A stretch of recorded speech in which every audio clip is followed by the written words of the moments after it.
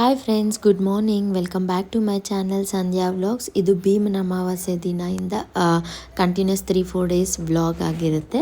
ಎಲ್ಲ bits and bits ನಾನು save ಮಾಡ್ಕೊಂಡಿದ್ದೆ, ವೀಡಿಯೋಸ್ ಮಾಡ್ಕೊಂಡಿದ್ದೆ, ಅದನ್ನು ಹಾಕ್ತಾಯಿದ್ದೀನಿ. ಅವತ್ತು ಬೆಳಗ್ಗೆ ನಮಗೆ ಪೂಜೆ ಮಾಡ್ಕೊಳ್ಳೋಕ್ಕಾಗಿಲ್ಲ. ಬಿಕಾಸ್ 6:30ಗೆ ನಮ್ಮ ಹಸ್ಬೆಂಡ್ ಕೆಲ್ಸಕ್ಕೆ ಹೋಗ್ತಾರೆ. ಆ್ಯಂಡ್ ನಾನು ಮಗುನ ಇಟ್ಕೊಂಡು ಸ್ಕೂಲ್ಗೆ ಹೋಗಿ ಟ್ಯೂಷನ್ ಎಲ್ಲ ಮುಗಿಸ್ಕೊಂಡು ಮನೆಗೆ ಬರೋ ಅಷ್ಟರಲ್ಲಿ 8 o'clock ಆಗಿತ್ತು. ಆವಾಗ ಮನೆಯೆಲ್ಲ ಕ್ಲೀನ್ ಮಾಡಿಕೊಂಡು ಪೂಜೆಗೆಲ್ಲ ರೆಡಿ ಮಾಡಿಕೊಂಡು ಅಮಾವಾಸ್ಯೆ ಆಗಿರೋದ್ರಿಂದ ಕ್ಲೀನಾಗಿ ಪೂಜೆ ಮಾಡ್ಕೊಂಡ್ವಿ ಫಸ್ಟು. ಅದಾದಮೇಲೆ ಭೀಮನ ಅಮಾವಾಸ್ಯೆ ಅಲ್ವಾ, ಲಾಸ್ಟ್ 2 yearsಯಿಂದ ನಾನು ನಮ್ಮ ಹಸ್ಬೆಂಡ್ ಪಾದ ಪೂಜೆ ಮಾಡೋಕ್ಕೆ ನನಗೆ ಆಗಿರಲಿಲ್ಲ. ಸೊ ಹಂಗಾಗಿ ಯಾವುದೋ ಒಂದು ರೀಸನ್ನಿಂದ ಇವತ್ತು ಪೂಜೆ ಎಲ್ಲ ಮುಗೀತು ಮನೆಯಲ್ಲಿ. ಹಾಗಾಗಿ ನಮ್ಮ ಹಸ್ಬೆಂಡ್ ಅವ್ರ ಪಾದ ಪೂಜೆ ಕೂಡ ಮಾಡಿದೆ. ಅಮಾವಾಸ್ಯೆ ಆಗಿರೋದ್ರಿಂದ ಮನೆಗೆ ದೃಷ್ಟಿ ಕೂಡ ತೆಗಿತಾ ಇದ್ದಾರೆ ನಿಂಬೆಹಣ್ಣಲ್ಲಿ. ಇದೆಲ್ಲ ಆದಮೇಲೆ ನಾನು ಪೂಜೆ ಮುಗಿಸ್ದೆ. ಆಲ್ರೆಡಿ ನಾನು ಶಾರ್ಟ್ಸ್ ಹಾಕಿದ್ದೀನಿ. ಸಿಂಪಲ್ಲಾಗಿಯೇ ಒಬ್ಬೊಬ್ಬರು ಒಂದೊಂದು ಥರ ಪೂಜೆ ಮಾಡ್ಕೊತಾರೆ. ನಾವು ಸಿಂಪಲ್ಲಾಗಿ ಪೂಜೆನ ಮಾಡ್ಕೊಂಡ್ವಿ. ಅದೆಲ್ಲ ಆದಮೇಲೆ ಮಗು ಅಲ್ಲಿಂದ ಬರೋವಾಗೇ ನಾನು ಟ್ಯೂಷನ್ ಮುಗಿಸ್ಕೊಂಡು ಬರೋ ಅಷ್ಟರಲ್ಲೇ ಅವನು ಅಲ್ಲಿ ಊಟ ಮಾಡ್ಕೊಂಡು ನಿದ್ದೆ ಮಾಡಿಬಿಡ್ತಾನೆ ಬರೋವಾಗ. ಸೊ ಅವ್ನು ಮಲಗಿದ್ದ, ಹಂಗಾಗಿ ನಮಗೆ ಕೆಲಸಗಳೆಲ್ಲ ಸ್ವಲ್ಪ ಬೇಗ ಆಯಿತು. ಪೂಜೆ ಎಲ್ಲ ಮುಗ್ದಿದ್ದಾದಮೇಲೆ ಅಷ್ಟೊತ್ತಿಗೆ ಒಂದು 10-10:30 ಆಗೋಗ್ಬಿಟ್ಟಿತ್ತು. ಮತ್ತು ನಾವು ಅಡುಗೆ ಎಲ್ಲ ಮಾಡಿಕೊಂಡು ಊಟ ಮಾಡೋ ಅಷ್ಟರಲ್ಲಿ 11 ಆಗಿಬಿಟ್ಟಿತ್ತು. ಕರೆಕ್ಟಾಗಿ ಪೂಜೆ ಮಾಡೋ ಟೈಮ್ಗೆ ಎದ್ದ ಎಲ್ಲ ಕೆಲಸ ಮುಗಿದು, ಕೆಲಸ ಮಾಡೋ ಟೈಮಲ್ಲಿ ಅಂದರೆ ನಮಗೆ ಕೆಲಸಗಳು ಆಗೋಲ್ಲ, ಪ್ಲಸ್ ಬೇಗ ಏನೂ ಮಾಡೋಕ್ಕಾಗಲ್ಲ. ಅವ್ನು ಮಲಗಿದ್ದಿದ್ದರಿಂದ ಸ್ವಲ್ಪ ಬೇಗ ಎಲ್ಲ ಕೆಲಸಗಳು ಮುಗಿಸ್ಕೊಂಡು ಕರೆಕ್ಟಾಗಿ ಪೂಜೆ ಟೈಮ್ಗೆ ಎದ್ದ. ಅದೊಂಥರ ಖುಷಿ ಆಯಿತು, ಪೂಜೆ ಮಾಡೋವಾಗ ಮಗು ಇಲ್ವೇ ಅನ್ನೋ ಡಿಸಪಾಯಿಂಟ್ ಇಲ್ದಿರ. ಸೊ ಪೂಜೆ ಎಲ್ಲ ಮುಗಿಸ್ಕೊಂಡ್ಮೇಲೆ ಅವನು ತುಂಬ ಎಂಜಾಯ್ ಮಾಡ್ದ. ಇಲ್ಲಿ ಪೂಜೆ ಮಾಡ್ತಾಯಿದ್ರೆ ನನಗೂ ಮಾಡು ಅಂತ ಹೇಳಿ ಆ ಥರ ಎಲ್ಲ. ಪೂಜೆ ಎಲ್ಲ ಆದಮೇಲೆ ನನಗೆ ಇದು ಕರೆಕ್ಟಾಗಿ ಗೊತ್ತಿಲ್ಲ, ನಾನು ಈ ಥರನೇ ಫಾಲೋ ಮಾಡ್ತೀನಿ. ಏನು ಪಾದ ತೊಳೆದಿರೋ ಅಂಥ ನೀರಿರುತ್ತೆ ಅದು ದೇವ್ರ ಗಿಡದಲ್ಲಿ ಅಲ್ದಿರ ಬೇರೆ ಗ್ರೀನ್ ಗಿಡಗಳಲ್ಲಿ ಹಾಕ್ತೀನಿ. ಆ್ಯಂಡ್ ಊಟ ಮಾಡಿಕೊಂಡು ಮಲಗಿದ್ವಿ ಅಷ್ಟೇ. ನೆಕ್ಸ್ಟ್ ಡೇ ಮಾರ್ನಿಂಗ್ ಫ್ರೈಡೇ ಆಗಿತ್ತು. ಎಲ್ಲ ನೈಟೇ ರೆಡಿ ಮಾಡಿ ಇಟ್ಕೊಂಡಿದ್ದಿದ್ದಲ್ವ. ಸೊ ಹಾಗಾಗಿ ಹೂವು ಮಾತ್ರ ಚೇಂಜ್ ಮಾಡಿಕೊಂಡು ಪೂಜೆ ಮಾಡಿಕೊಂಡು ಟೊಮೆಟೊ ರೈಸ್ ಮಾಡಿದ್ದೆ. ಇಲ್ಲಿ ತಿನ್ನೋಕ್ಕೆ ಟೈಮ್ ಇರಲಿಲ್ಲ, ಹಂಗಾಗಿ ಅಲ್ಲೇ ತಗೊಂಡೋಗಿ ಟಿಫನ್ ಮಾಡ್ಕೊಂಡ್ವಿ ನಾನು ನನ್ನ ಮಗ ಇಬ್ಬರೂ. And next day Saturday, first Saturday ಅಲ್ವಾ. ಸೊ ಹಂಗಾಗಿ ಬೆಳಗ್ಗೆ ಪೂಜೆ ಮಾಡೋಕ್ಕಾಗಿಲ್ಲ ಅಂತ ಸಾಯಂಕಾಲ ಬಂದಮೇಲೆ ಪೂಜೆಗೆಲ್ಲ ರೆಡಿ ಮಾಡಿ ಕೊಟ್ಟೆ ನಮ್ಮ ಹಸ್ಬೆಂಡ್ಗೆ.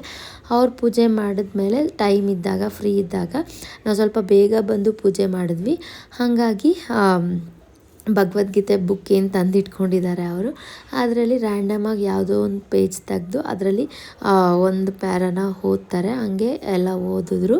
ಅದೆಲ್ಲ ಪೂಜೆ ಎಲ್ಲ ಮುಗಿದ್ಮೇಲೆ ಇವತ್ತು ಬರಬೇಕಾದ್ರೇ ಸ್ವಲ್ಪ ತರಕಾರಿ ಎಲ್ಲ ತೊಗೊಂಬಂದಿದ್ದೆ ನಾನು. ಅದನ್ನು ಈ ಥರ ಕ್ಲೀನಾಗಿ ಅರೇಂಜ್ ಮಾಡಿ ಇಟ್ಕೊಂಡ್ಬಿಟ್ಟಿದ್ದೀನಿ ಫ್ರಿಜ್ಜಲ್ಲಿ ಜೋಡ್ಸೋಕ್ಕೆ. ಏನಿಲ್ಲ, ನಾರ್ಮಲ್ ಎಲ್ಲನೂ ಈರುಳ್ಳಿ, ಬೆಳ್ಳುಳ್ಳಿ, ಟೊಮೆಟೊ ಅದೆಲ್ಲನೂ ತಗೊಂಡು ಅದ್ರ ಜೊತೆಗೆ ಸ್ವಲ್ಪ ನಮಗೆ ವೆಜಿಟೇಬಲ್ಸ್ ಏನು ಬೇಕೋ, ಬೀನ್ಸು, ಕ್ಯಾರೆಟು, ನೌಕೋಲು, ಲೇಡೀಸ್ ಫಿಂಗರು, ತೊಂಡೆಕಾಯಿ ಮತ್ತು ಡ್ರಮ್ ಸ್ಟಿಕ್ಸು ಎಲ್ಲ. ಅಂದರೆ ಇದು ಬಂದುಬಿಟ್ಟು ನಾನು ತೊಗೊಂಬಂದಿರೋದಲ್ಲ, ನಮ್ಮ ಅಕ್ಕನ ಕರ್ಕೊಂಬರಕ್ಕೆ ಹೋಗಿದ್ರು ನಮ್ಮಮ್ಮಿ. ಅವ್ರ ಊರಲ್ಲಿ ಅವ್ರದ್ದು ಮರದಲ್ಲಿ ಕಿತ್ಕೊಂಬಂದಿರೋ ಅಂಥದ್ದು, ಅದನ್ನು ಸ್ವಲ್ಪ ತಗೊಂಬಂದಿದ್ದೆ. ಸೊ ಇದೆಲ್ಲ ಐಟಮ್ಸ್ ನಾನು ಎಲ್ಲ ಕ್ಲೀನಾಗಿ ಈ ಥರ ಬಾಕ್ಸಸಲ್ಲಿ ಅರೇಂಜ್ ಮಾಡಿಬಿಟ್ಟಿದ್ದೀನಿ. ಆ್ಯಂಡ್ ಜೊತೆಗೆ ಸ್ವಲ್ಪ ಕೊತ್ತಂಬರಿನೂ ತಂದಿದ್ದೆ, ಅದನ್ನು ಕೂಡ ಕ್ಲೀನಾಗಿ ಬಿಡಿಸ್ಕೊಂಡು ಇಟ್ಕೊಂಡೆ. ಅದಾದಮೇಲೆ ಇವತ್ತು ನೈಟಿಗೆ 1 ಟೈಮ್ಗೆ ಇನ್ನು ಮುದ್ದೆ ಸಾರು ಎಲ್ಲ ಮಾಡೋದು ಲೇಟ್ ಆಗಿಬಿಡುತ್ತೆ.